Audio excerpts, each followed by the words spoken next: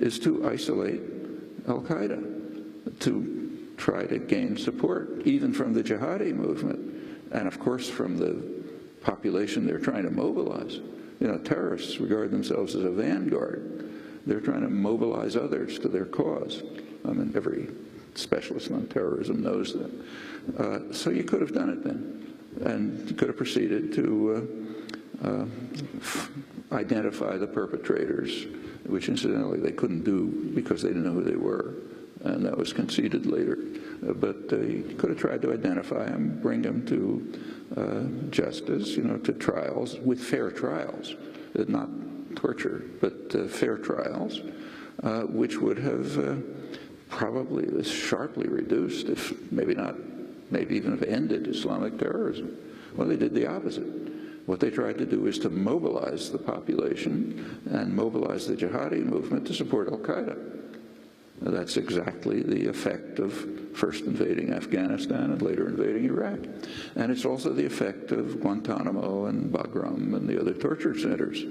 I mean, everyone who's involved in them, you know, serious knows, yeah, they created terrorists. Do you think Obama should have these Guantanamo prisoners tried in New York? Well, it depends whether we want to regard ourselves as a civilized country, as a rogue state. If you want to be a rogue state, you know, do whatever you like, you know, kill them, torture them, whatever. If you want to be part of the civilized world, and also if you want to reduce the appeal of the extreme jihadi movement, then try them in civilian courts. In fact, the very fact that they're in Guantanamo is outlandish.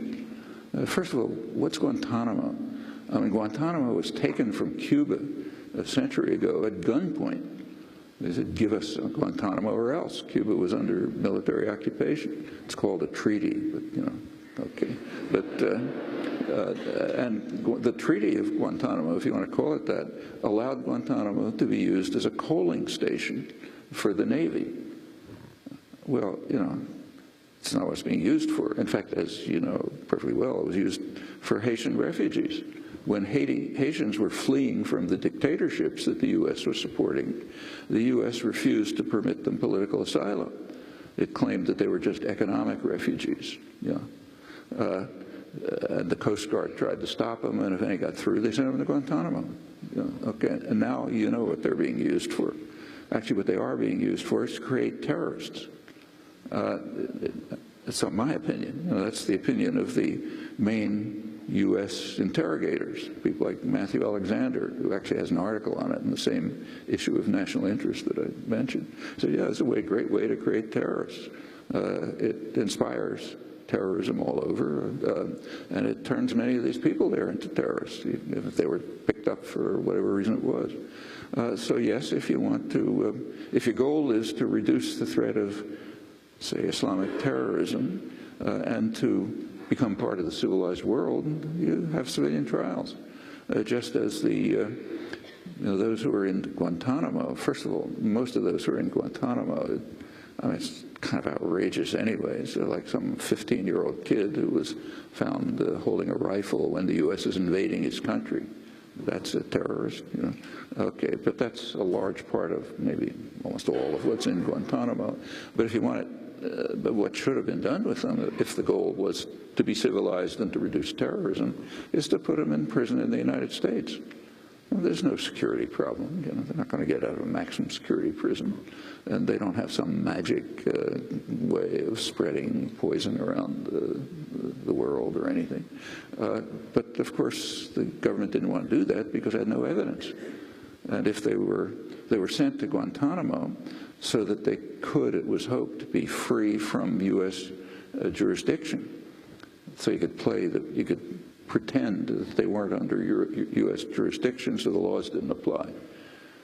Well, the Supreme Court finally, after a long time, kind of whittled away at that and said, yes, they have the right of habeas corpus.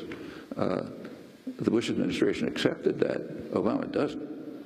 The Obama administration is trying to overturn a decision by a right-wing Bush judicial appointee that the Supreme Court decision holds for Bagram. the torture center in Afghanistan. And the Obama administration is trying to override that, so that means that the Supreme Court decision is just a joke. If you want to torture somebody, don't send them to Guantanamo, because the Supreme Court said you can't torture them there. Send them to Bagram. So if you pick somebody up in Yemen or, wherever you pick them up, and you want them not to be subject to international law, also U.S. law, okay, send them to Bagram. That's the Obama administration position. I mean, it's for reasons like these that even the most hawkish terrorism specialists, people like Michael Scheuer, who was in charge for the CIA of following Obama for years, he says that Al-Qaeda's, Osama bin Laden's best ally is the United States.